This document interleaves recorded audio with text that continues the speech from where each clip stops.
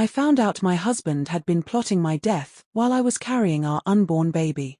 That should have been the worst of it. It wasn't. The worst part was learning my best friend was in on it. They thought they could bury me in silence. They were wrong. If you love stories where life keeps the perfect score, like and share this with a friend, and don't forget to subscribe. Thank you. Now let's get into it. The hospital room was too bright. That was the first thing I noticed. The fluorescent lights hummed overhead, their glare bouncing off the polished floor and sterile white walls. Everything smelled faintly of disinfectant, sharp and clean, like nothing bad could ever happen here. But bad news doesn't care about how bright the lights are. Evelyn, the doctor began, his voice lower than usual, careful, almost hesitant. He was a kind man, the sort who never rushed me through appointments, but the way he looked at me that morning made my stomach twist. We ran your blood work. The results are concerning. I shifted on the chair, my hands instinctively pressing against the swell of my belly. My baby. Always my first thought now. Concerning how? He paused, drew in a breath. Your blood shows extremely high levels of lead. The words didn't make sense at first. They just sat there, heavy, foreign. Lead. That was something from old paint, from corroded pipes, not from me. Certainly not from inside my body, inside my child. I forced a laugh that cracked halfway out. That can't be right. But his expression didn't change. His eyes softened instead. Pity. That was worse than anger, worse than anything. We double-checked. It's accurate. Lead poisoning is serious, Evelyn. It can cause fatigue, headaches, developmental problems for the baby. You said you've been feeling lightheaded, lethargic. I nodded numbly, flashes of the past few weeks rushing in. The dizziness I'd brushed off as pregnancy fatigue. The strange metallic taste in my mouth. The nights I couldn't keep food down. I thought it was just, my voice trailed off. I didn't finish. Pregnancy. Stress. Life. Anything but this. The doctor leaned forward slightly. Here's what troubles me most. Lead like this doesn't just appear in such concentrated amounts. It had to come from a direct source. We compared the tablets you brought with you against what we prescribed. I blinked, confused. My prenatal vitamins? Yes. He held up a small plastic bag, inside of which were the pills I'd been swallowing faithfully every morning and night. They looked the same as always, chalky, pale, harmless. But now they seemed sinister, like tiny bullets. These aren't the ones we dispensed. They've been replaced. These tablets have been coated with lead. For a moment, the world spun so violently I thought I might faint. My hands trembled against my belly, as if shielding my child from the words themselves. Replaced? I whispered. By who? The doctor didn't answer immediately. He didn't have to. Because the truth was already clawing its way into my mind. Who handed me my pills every day, with a glass of water and a kiss on the forehead? Who told me, don't worry, sweetheart, I'll take care of this for you? Who had been the gatekeeper of my health, my safety, my child's safety? Christopher. My husband. My chest tightened, the breath leaving me in sharp, uneven bursts. No, I said, shaking my head. No, he wouldn't. He couldn't. The doctor's gaze was steady. Evelyn, I don't know what's happening at home. But I do know this: someone is deliberately giving you these tablets. And unless we act quickly, both you and your baby are at risk. I gripped the armrest of the chair, my knuckles white. I wanted to scream. To deny it. To run. But instead I sat frozen, caught between disbelief and a dawning terror I couldn't shake. Christopher, the man I loved. The man I trusted more than anyone else in the world. The man who held my dreams in his hands. Could he really be trying to kill me? The doctor's voice cut through my spiraling thoughts. I want you to listen carefully. You need to go home and act normal. Don't confront him yet. We'll involve the police, but we need proof. If he is the one giving you these, we'll catch him. But you must be careful. Act normal. Go home. Smile. Sleep beside him. Pretend I wasn't swallowing fear with every breath. I nodded faintly, even as my heart screamed inside my chest. That was the moment everything shifted. The life I thought I had, the love, the marriage, the safety, it cracked open like glass under a hammer. And behind it lurked a truth too dark to look at head-on. My husband, the father of my unborn child, might be plotting my death. I remember the day Christopher and I exchanged vows as clearly as if it were yesterday. The world felt small in that church, intimate even, though we were surrounded by people. It was just him and me. Two souls who had known each other for what felt like forever, finally binding our lives together. He wasn't just the man I loved, he was the man who had seen me through every awkward stage, every heartbreak, every triumph. My childhood friend. My teenage crush. My husband. In those early days, we had nothing but love and a shared dream. Money was tight. Christopher worked 2, sometimes 3 jobs just so we could keep our heads above water. I worked as well, but every dollar seemed to dissolve into bills, rent, groceries. Some nights, we'd sit at the kitchen table with mismatched plates, eating pasta for the 4th night in a row, and he'd grin at me like it was a feast. Someday, he'd say, reaching across the table to take my hand, "This will all be behind us. You'll see. It'll be you and me, baby, and nothing else will matter." I believed him. Then came Alicia. Alicia had been my best friend since college, a force of nature, sharp-witted, endlessly ambitious. While I was settling into the quiet rhythm of building a life with Christopher, she was climbing the corporate ladder with heels sharp enough to cut glass. By the time we were in our late 20s, she had carved herself a spot at a top pharmaceutical company. I was proud of her. She deserved it. But in the back of my mind, there was always this whisper, "She's living the life you dreamed of once." Still, I never let envy take root. She was my friend. She was supposed to be my safe place, just like Christopher was. It was Alicia who offered Christopher the opportunity that would change everything. He's smart, she told me one evening over drinks. And he's got charm, that's gold in sales. I can pull some strings, get him in as a rep. Once he's in, the rest is up to him. I didn't even hesitate. I encouraged him to take it. Finally, he wouldn't have to break his back juggling odd jobs. Finally, he could have one career that mattered. And Christopher didn't just take the job, he soared. Within months, he was a top sales rep. Within a year, he was leading his team. I saw a different glow in him, a confidence I hadn't seen since we were kids. For the first time in our marriage, money wasn't a shadow pressing against our shoulders. We had stability. We had a future. That was when we decided it was time to start our family. Pregnancy, for me, was joy wrapped in exhaustion. I'd touch my belly at night, imagining tiny feet and laughter echoing through our home. Christopher would rest his head against my stomach, whispering things to the baby I couldn't quite hear. Sometimes he'd look at me with this tenderness that made me want to cry. We had made it through so much together. We had survived the lean years, the exhaustion, the sacrifices. Now, it felt like the universe was finally rewarding us. If only I had known then how fragile happiness really was. If only I had seen the small cracks forming beneath the surface. The late-night calls Christopher brushed off, the trips with Alicia that stretched longer than necessary, the way she sometimes looked at him when she thought I wasn't watching. But I didn't. I was too busy dreaming of the life I thought we had.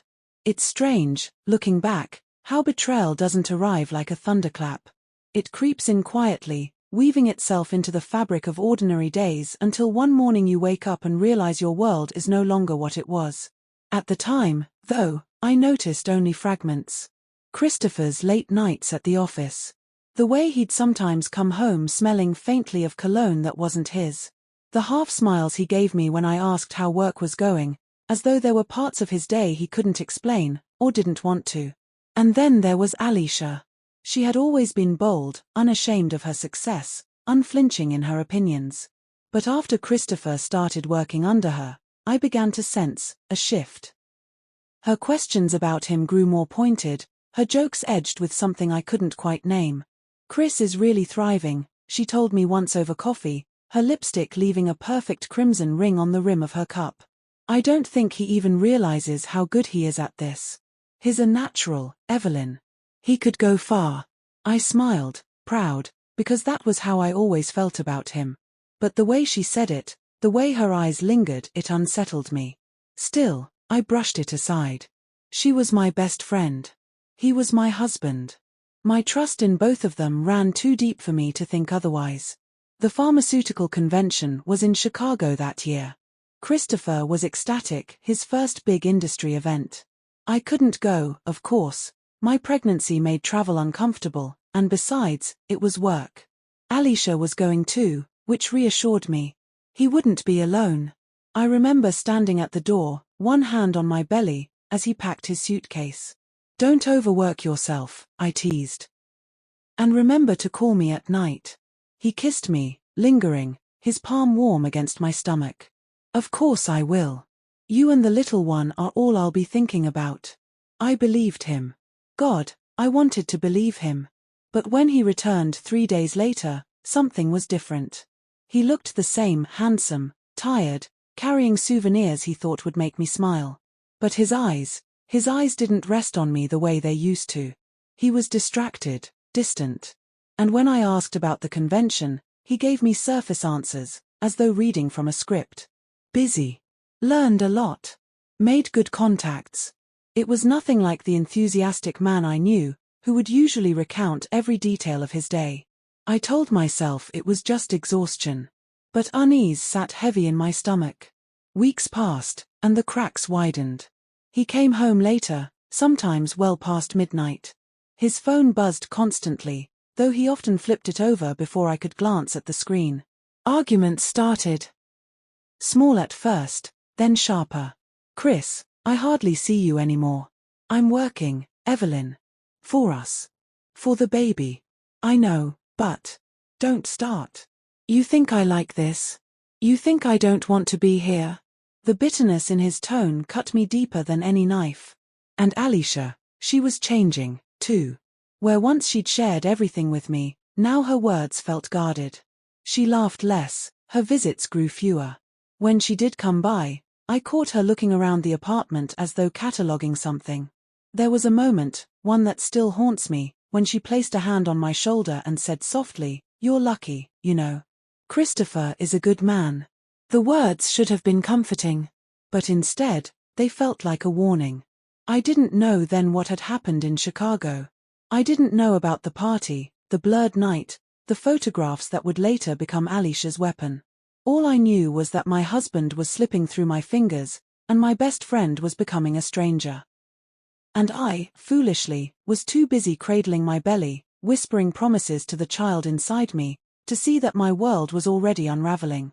The doctor's words echoed in my head for days after that appointment. Lead poisoning. These aren't the tablets we prescribed. They've been replaced. Every time I closed my eyes, I saw the small white pills sitting in my palm, harmless looking, chalky against my skin. And then I saw them for what they truly were, little agents of death. But what haunted me most wasn't the pills themselves. It was the unspoken question, who was giving them to me? There was only one answer. Christopher. My Christopher. And yet, even as the truth pressed in on me, I fought it. I replayed years of laughter, of whispered promises, of nights spent dreaming of a future together. Could the same man who had pressed his head against my belly and whispered to our unborn child truly want us gone? I wanted so desperately to believe there was another explanation. But every evening, he came home, smiling that tired smile, and pressed a pill into my hand with a glass of water. His fingers brushed mine as though in a gesture of love. His lips touched my forehead in a kiss goodnight. And every single time, I had to fight not to flinch. At first, I pretended. I swallowed the pills while he watched, my throat dry, my stomach coiling in fear. Then, when he turned his back, I forced them up, retching into the sink with silent tears burning my cheeks. Later, I learned to slip the tablets under my tongue, tucking them away until I could spit them into tissue and flush them down the toilet. I became an actress in my own home. Smiling, nodding, making small talk, all while keeping the secret that I was no longer his trusting wife but his quiet prisoner. And in the silence of night, lying awake beside him, I thought, why, Christopher? Why would you want me dead? The doctor had told me to act normal, to gather proof, to let the police handle the rest. But the waiting gnawed at me. So I began my own investigation. I retrieved one of the pills from the trash, one I had pretended to swallow but hadn't, and placed it in a small plastic bag. When I held it up to the light, it looked just like the vitamins I'd been taking for months. But the texture was wrong, rougher. And when I pressed it gently with my fingernail, a faint metallic sheen came away on my skin. I compared it to the hospital-issued vitamins I had stored in the cabinet. The difference was clear once I looked closely. Subtle, but undeniable. And I sent some of the pills to the doctor for proof. And then another memory surfaced, Christopher insisting he'd handle refills. "Don't worry about it, Eve. I'll pick them up. You've got enough to think about." At the time, I thought it sweet. Now, it made me want to scream. Sleep became impossible. Every sound in the apartment set me on edge. The creak of the floorboards, the rustle of sheets when he shifted beside me, the vibration of his phone in the middle of the night. I watched him sometimes, in the dim glow of the alarm clock. His face so peaceful in sleep, lips parted slightly, chest rising and falling. The same face I had loved since I was a girl. And I thought, that face hides a stranger. That face hides a murderer. But still, a small voice inside me whispered, what if you're wrong? What if he's innocent? What if this is all some terrible mistake? It was that voice that kept me from confronting him. That, and the doctor's warning. One night, Christopher came home earlier than usual, carrying takeout. "You've been working too hard, sweetheart," he said, setting the bags on the counter. "Figured we could have a quiet night in." I stared at him, searching his face for cracks, for any sign of the man the doctor's words had painted him to be. But he only looked like Christopher, tired, handsome, mine. He handed me the evening pill with a smile. "Don't forget this." I took it, placed it on my tongue, swallowed with water. And for the first time, I almost believed the lie I was living. But when he turned away, I leaned over and spat it into my hands, and that was when I knew I couldn't keep pretending forever. Soon, I would have to find out the truth, no matter how much it destroyed me. The walls of our apartment had begun to close in on me. Every smile from Christopher felt sharpened, every word calculated, every kiss at night a test of whether I would live to see the morning. The doctor had told me to wait, to gather proof, but each passing day felt like borrowed time. And then I found it. It happened one quiet afternoon when Christopher left his laptop open on the dining table. Normally, he was meticulous about shutting it down, locking it, keeping his digital world hidden. But that day, in his rush to shower before dinner, he forgot. I told myself not to look. That it was a violation of trust. But then I remembered the pills, the metallic taste I had once felt when one began to dissolve against my tongue, and I knew trust had already been shattered. My fingers trembled as I moved the trackpad. At first, it was harmless emails about work, delivery receipts, a reminder to pay a bill. But then I saw a folder on his desktop, tucked away at the corner, AC. Inside were photographs. Not of me. Not of us. Ha! Alicia. She smiled in the photos, her face glowing, her hand resting gently on a small but unmistakable swell in her abdomen. Pregnant. My knees went weak. I had to grip the edge of the table to keep from collapsing. It wasn't just the betrayal of another woman. It was what it meant. A child. His child. The future he wanted, without me. The pieces locked together with horrifying clarity. The pressure he'd been under. His sudden obsession with handling my medication. The way he'd been oddly detached about our own struggles to start a family. Killing me wasn't just about being rid of me. It was about clearing space for her. For them. And the life insurance policy we'd taken out together a year ago suddenly felt like the final nail. That night, when Christopher came home, I could barely look at him. He kissed my forehead, and I nearly recoiled. "Everything all right, Evie?" he asked, his voice smooth as silk. I nodded, forcing a smile. "Just tired." Inside, my thoughts churned. "You think I don't know? You think I'll keep swallowing what you hand me? You think I'll just slip quietly out of your life?" But I wasn't going to be another line item in his carefully laid plans. The next morning, I returned to the doctor with the pill I had saved. He didn't need to say much, his grim expression told me everything. It's poison, he confirmed softly. Enough to sicken you slowly, over weeks. Maybe months. If we hadn't caught it now. I stopped him with a shake of my head. I didn't need the rest of that sentence. What do I do? I asked, my voice barely above a whisper.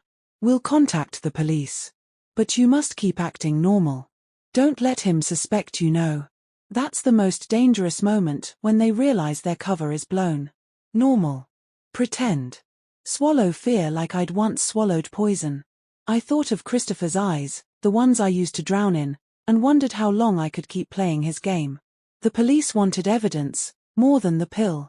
They wanted to catch him in the act. So I agreed to their plan. I would continue to let him give me my medication, but instead of swallowing, I'd switch them out under their watch. They'd set up surveillance, mark the supply, document everything. It sounded neat, clinical, safe. But living it was another kind of torment. Each night, when Christopher handed me the pill, his eyes on me, his lips curving in that familiar smile, I wondered, did he know? Did he see the tension in my jaw, the flicker in my eyes? And at night, lying in the dark beside him, I would listen to his breathing and wonder if he was planning how it would happen, when it would end. The hardest part wasn't the fear. It was the grief. Grief for the man I thought I had married. Grief for the love story I had believed in. Grief for the child we might have had, the family we would never build. And yet, beneath the grief, something colder was growing. Not just survival. Resolve. If Christopher thought he could erase me quietly, leave me as a tragic footnote while he started fresh with her, he was wrong. I would not just live. I would expose him. I would end him. The evening the plan came to a head, the air in our apartment felt different. Heavier. Like the walls themselves knew what was about to unfold. Christopher was calm. Too calm. He moved around the kitchen with a casual grace, humming under his breath as he poured water into a glass. Then, with practiced ease, he slid a pill into my palm. Here you go, babe, he said. I stared at the pill. It looked like the others, white, chalky, harmless to anyone who didn't know better. But I knew better. My heart hammered in my chest, but I forced my lips into a smile, the one he always said made me look safe. I lifted the pill, placed it against my lips, then stopped. Chris, I said softly. Do you want to kill me? The glass trembled in his hand. His humming stopped.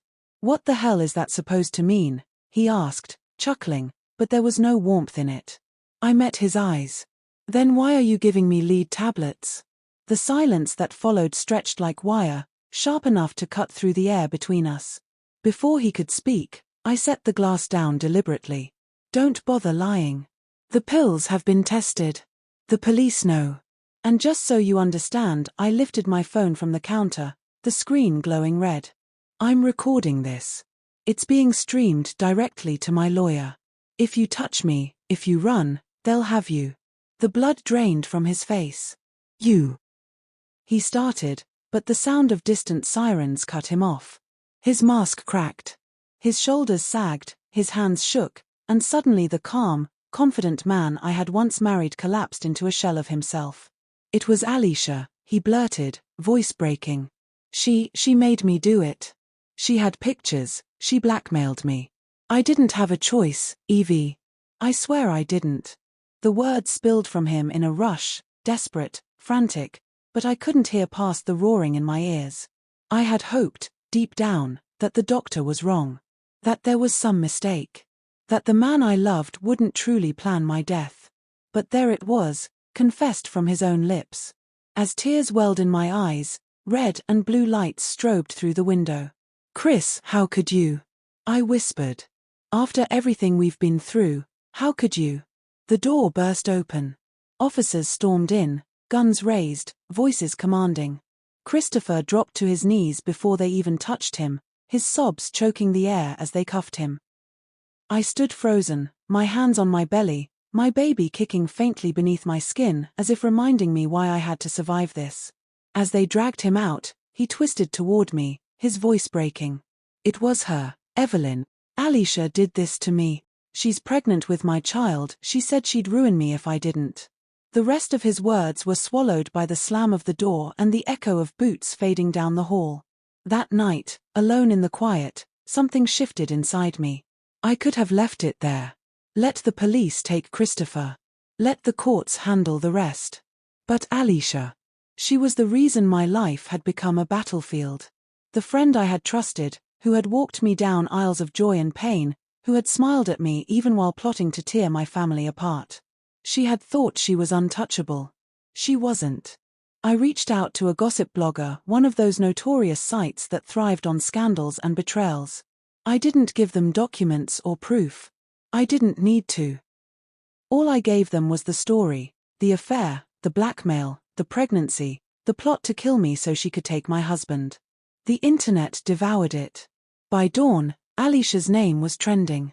Photos of her board meetings, charity events, company promotions were plastered everywhere, captioned with words like homewrecker, blackmailer, murderess. The pharmaceutical company couldn't move fast enough. They placed her on leave, then cut ties completely. The whispers grew into roars, and when the police finally knocked on her door with charges of conspiracy to commit murder, she was already a ruined woman. I watched her on the news. Head down, hair unkempt, hand shielding her face from the cameras. That was the moment I realized, humiliation can be a harsher prison than steel bars. But she would have both. In court she confessed to not telling Christopher to kill me, that all she gave him were two options: either to continue in their relationship or face letting the world know he's sleeping with his boss, who turns out to be his wife's best friend. And when she got pregnant for him, Christopher acted on his own. I knew the jury didn't buy any it. But that was none of my concern. Her name would be tarnished forever, both in prison and outside. Christopher was sentenced to life without parole. Alicia got 25 years. And me. I walked out of that courtroom with my head high, my unborn child safe within me, and the kind of silence that comes only after a storm has finally passed. Even now, when I look back, I don't think of myself as a victim. I was a survivor. And in the end, the sweetest revenge wasn't just that they lost everything. It was that I kept everything that mattered: my life, my child, my dignity. And they had to live every day knowing they could never take it from me. If you enjoyed this video, let's hear your thoughts on this. Do you think she'll ever trust someone ever again?